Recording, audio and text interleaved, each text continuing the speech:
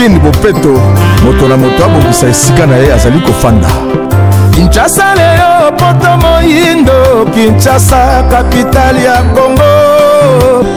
Ebongi totia Bopeto po bosoto epesaka malade na mboka. Liboso ya lopango na yo kombola, ozela teleta salela yo. Bachase bosoto tobwaka na fulu, Bopeto eza elokwa ya mbona la vie ya moto. Tempelo ya Nzambe esali te ezalaka te tokima malaria petit foyi. Koteka na boulevard eza mabe, mituke tondi okozuwa likama e. Bamama bokota na wenze koteka e, wenze salema mpona bateki e. Babulukumestre bote ya population, bamesana kosala salongo e. Gentini mbakango bila beleli, Kin Bopeto ebongi totosa e. Changement de mentalité. Bomoto basombaka yango na mbongo te, zala na bomoto ndeko na ngai tosa l'État. C'est la Germain pour vous m'adapter là avec nos frères de notre société. 13e journée Kinshasa Bopeto qui est de Miss président de l'Union africaine. D'office, notre capitale Kinshasa est la capitale d'Afrique. Je salue monsieur le coordonnateur et représentant du gouverneur de la ville de Kinshasa. Nous sommes au GFREM, l'office de gestion du fret multimodal. Nous sommes là aujourd'hui pour soutenir la vision du chef de l'État qui se matérialise via le gouverneur de la ville de Kinshasa. Nous apportons nos matériels en appui à cette vision. Monsieur le coordonnateur, je vous prie de recevoir les legs, le don de l'OGFREM. Merci. Applaudissez très fort.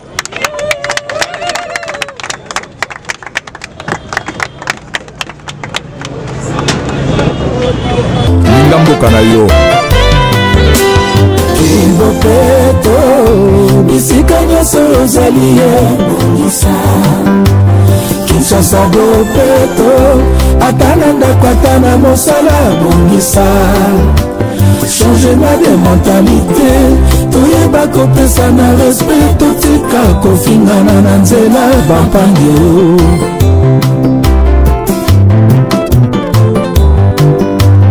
Kin Bopeto, bisika nyonso ozali ebongisa. Kinshasa Bopeto, ata na ndako ata na mosala bongisa. Changement de mentalité. Kinshasa Bopeto. Nous allons rapidement remettre la parole à son excellence, monsieur le coordonnateur provincial de Kinshasa Bopeto, excellence Germain Pundu Bombanta.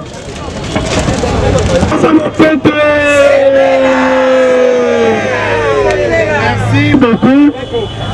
Nous disons un grand merci à son excellence, monsieur le président de la République, notre bien-aimé chef de l'État, qui est le parrain de l'opération Kinshasa Bopeto. Nous l'avons reçu à Bakayaou quand il est venu lancer cette opération. Nous remercions le gouverneur de la ville, son excellence Gentini Bilambaka, qui est l'initiateur de Kinshasa Bopeto. Aujourd'hui, à l'occasion, nous remercions à notre DG de l'OGFREM, M. Patient Saïba, qui est un vrai patriote. Il gère de main de maître l'OGFREM à la grande satisfaction de tous ceux qui travaillent à l'OGFREM. Ma bonne compagnie, DG Nebiso Patient Saïba. Et aujourd'hui, je vous jure, c'est une grande surprise vu l'importance du lot de matériel que le GFREM est venu donner à la ville de Kinshasa. Tout ce que nous pouvons dire à Madame Lydie, qui représente le DG Patient Saïba, nous disons merci à le GFREM. Nous disons merci, d'autant plus que ce n'est pas le premier geste l'OGEFREM pose.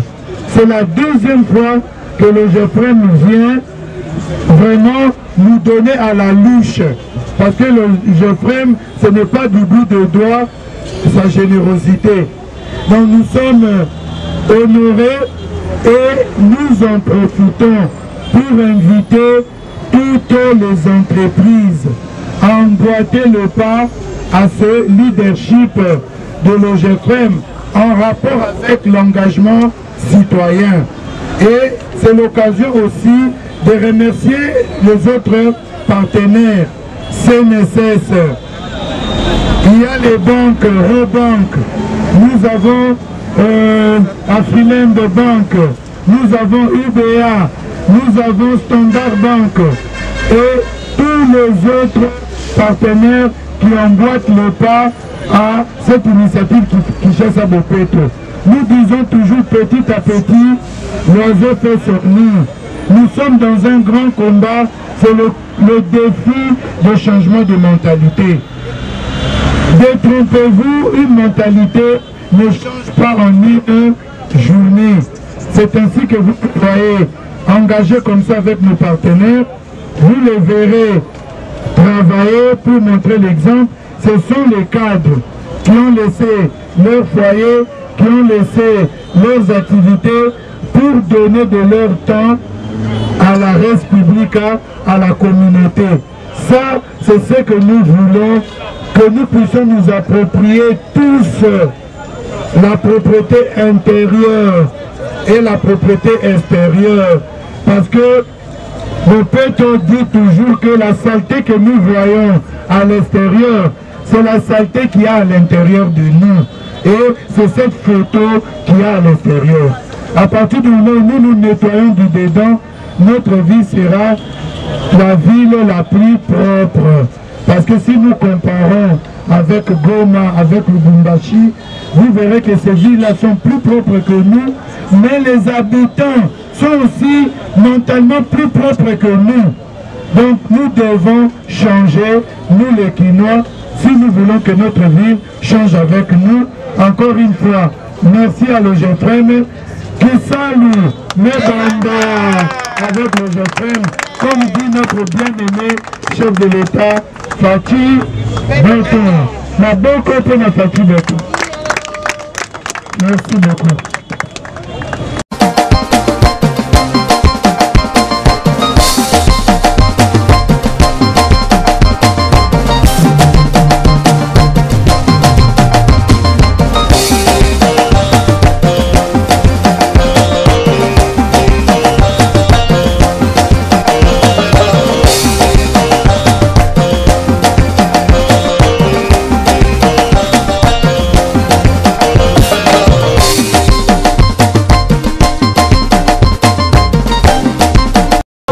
Nous sommes l'Office de gestion de fête maritime, une entreprise publique.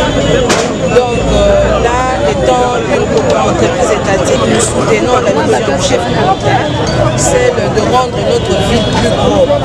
Tel que le coordonnateur venait de le dire, l'intérieur reflète l'extérieur. C'est dans cet objectif-là que le GFREM s'est lancé pour avoir une ville plus propre. Parce que nous voyageons, nous voyons ce qui se passe à l'extérieur, même à l'intérieur, quand nous visitons Lubumbashi, nous visitons Goma, elle n'est pas pareille à Kinshasa. C'est comme ça, main dans la main, nous voulons rendre cette ville plus propre qu'avant. Je demanderai aux autres entreprises d'emboîter les pas et de soutenir cette vision du gouverneur de la ville de Kinshasa. C'est au nom du gouverneur de la ville de Kinshasa, son excellence Jean-Claude Ngobilambaka. Ma réaction, c'est d'abord de dire merci. Merci aux agents de l'OGEFREM, parce que c'est eux, cette entreprise. Merci à notre bien-aimé DG Patient Saïba. Merci pour cet engagement. C'est ce que je peux dire, parce que l'OGEFREM, ce n'est pas la première fois que cet office nous vienne en aide. L'année passée, nous avons eu un grand lot de matériel et là, vous voyez, ce n'est pas par les bouts des doigts, c'est vraiment à la louche qu'on nous a donné. Vous voyez les poubelles, vous voyez des pelles, des bourrettes, pas la petite marque, c'est du matériel les plus durables et de qualité. En tout cas, nous ne pouvons dire que merci et nous félicitons ce leadership et nous demandons aux autres entreprises de leur emboîter le pas. Aujourd'hui, tous ces cadres que vous voyez pouvaient se prélasser au bord du fleuve, mais ils se disent non, nous allons nous engager pour que notre ville soit propre. Imaginez-vous que toutes les 60 entreprises du portefeuille de l'État se mettent comme ça au travail. Nous aurons 60 points propres dans la ville de Kinshasa. Mettez maintenant les privés et toute la population qui est ici. Nous dépendons d'une entreprise ou d'une autre. Même les chômeurs, ils sont dans les effets collatéraux des entreprises pour vivre. Alors nous applaudissons ce leadership. Et nous remercions en passant aussi M. Boulaboula, avec qui nous étions en contact pour préparer cette descente. C'est un cadre supérieur à l'OGFM. En tout cas, nous disons un grand merci et nous les encourageons. Si ce geste peut être répété, nous connaissons la difficulté actuelle des entreprises avec la Covid et tout, mais nous demandons que ce geste soit répété. La population voit les cadres comme ça balayés, que nous n'ayons pas honte de tenir le balai, de tenir la pelle, de tenir la houe, de tenir la bêche pour notre propre espace. Personne ne viendra faire un autre lieu et place. Nous ne sommes pas New York, nous ne sommes pas Paris, nous sommes une ville du tiers-monde. Et c'est toujours mieux la main dans la main que nous pourrions comme ça avancer. Merci beaucoup na parole na kombo ya mokonzi na biso mama sociale Patience Saïba Tambwe toye kotika don na biso na ville poke tosa mosala toye kolakisa ndenge nini faut tobongisa mboka na biso totiki misala totiki bandako na bolingo wana ya mboka na biso yango toye na don oyo poke tolakisa exemple na baninga nyonso il faut tobongisa esika na biso tozovanda eza kaka tobongisi nzoto il faut bongisa esika tozovanda yango wana na komba mokonzi na biso toyei kotika don na ville ya Kinshasa na kosenga na baentreprise mosusu balanda lokolo oyo ya OGFM ezali mpona bien na biso nyonso soki esika ezali malamu makambo nyonso ekozala malamu mpe misala ekozala malamu toyeba kopesa na respect totika kofingana na nzela bampangi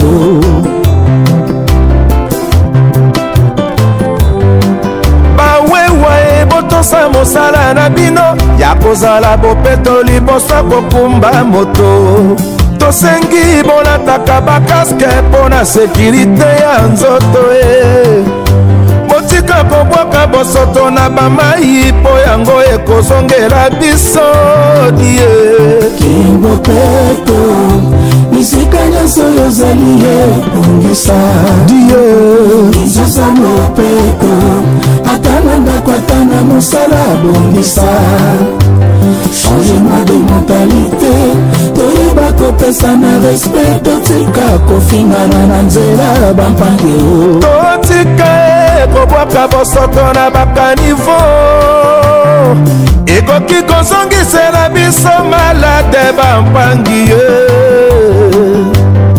Gentini mbakango bila abeleli kin bopeto ebongi totosa culture oyo euti wapi ya biso ba chauffeur kofingana na nzela okomona tata moko alati bien na cravate na ye très bien là mais aza kofinga mais eza kobangisa conduite fo ezala malamu na nzela courtoisie routière ezali eloko moko ya malamu ya korespecte baroulage simple humblement bopeto bisika nyonso ozali ebongisa Kinshasa bopeto ata na kwata na mosala bongisa changement de mentalité bakopesa na respect totika kofingana na nzela bapangi epai mosusu okomona chauffeur amemi baklia na ye baklia na kati bazomela jus ou mai me okomona babwaki plastike wana na balabala omona mpe ndeko moko atuni abi ndeko obwakisa te na balabala boye alobi yo moto okobongisa mboka yango totika bisaeli wana ezali malamu te Dieu kibopeto bisika nyonso ozali ye bongisa Kinshasa bopeto atana ndako atana mosala bongisa changement de mentalité yambo ezaka ndenge topesaka longonya na mokonzi na biso Jean-Tini Ngobila-Mbaka oyo abandaki vision ya Kinshasa bopeto oyo ezali ya yambo mbongwana ya bizaleli mpe ya makanisi un défi de changement de mentalité parce que pour na gouverneur na biso bosoto nyonso toza komona libanda ezali mpo kati na biso ezali peto te tobanda kopetola bizaleli kopetola ndenge na biso tokomona mpe conséquence nango ekozala environnement ezala propre na yango ainstituaki bajournée bopeto bajournée bopeto ezali mikolo ya oyo tobengaka batravaux d'intérêt communautaire batravaux d'engagement civique et nde bomoni toza komobilize Kinshasa mobimba malembe totambolaki na bino bomoni mwa moke bato bakomi kolanda biso tozalaki na etambo magasin bomoni o GFM botala biloko ebele baye nango mpo bondimi mpo biso mpe toza motu makasi bato bakanisaki ekozalaka mwa moto ya bougie ekokufa me bamoni moto ezaka kopela yango 13e journée ezali na succès nango mpo bisika mingi na Kinshasa bato bakitaki na terrain bakonzi ya province bakitaki na terrain pene na ngai bomoni ministre provincial oyo azali inspecteur de service asalaki mpe mwa tourne na ye atala soki mibeko ya gouverneur eza kotosama okotuna ye mpe akopesa point de vue na ye mpe akobenga basali mpo aza mokonzi ya basali nyonso biso tozali ya province mpo yenda atalaka soki misala eza kokende engebene ya mibeko initiative asikoyo ezali ya quartier révolution quartier propre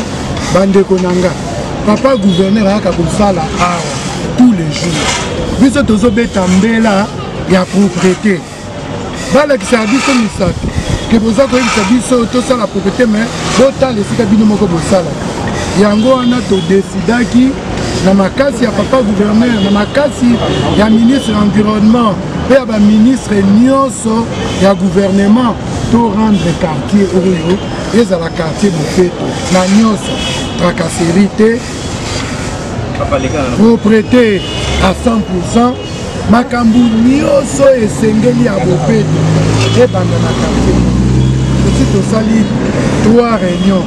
Raskin aza impliqué, bourgmestre aza impliqué, chef de quartier aza impliqué, tous les 48 chefs de rue aza impliqué. Tosala ngo na mois de mars mobimba. Mais likambo ya monene ezali ya bopeto de porte à porte. Yango pe toza ko préparer, toko former ba chef de quartier, toko former ba chef de rue pour bazongela. Attendez tozo sala brigade bandeko nanga. Est-ce que toko tia soda moko sima kino moko? Eza impossible. Même na mikili ya poto, nga na vandi na poto, ministre aza avandi na poto. Ya vandi yepa vandi na poto. Directeur de cabinet ministre, totikala komona te na quartier au vanda une année policière de caractère ezali otobengaka vigilance citoyenne ba mama koko bazana fenêtre bazotala bango ne babengaka police nde tolingi bakino nyonso batelema bayeba ko dénoncer incivisme potango mutozo akobwaka saki ya bosoto na wileri bomona ki ete biso na kati ya bus baza kobwaka botala baso de mouton ndenge baby. Est-ce que bato na kati ya bus baza te bato baza komona te esengeli gouverneur atia na chaque rue 5 policiers toza na 120 000 rues. Alors toza ba millions de policiers pour la propriété toza na mbonga kofuta bango. Nde invitation wana na engagement citoyen na vigilance citoyenne.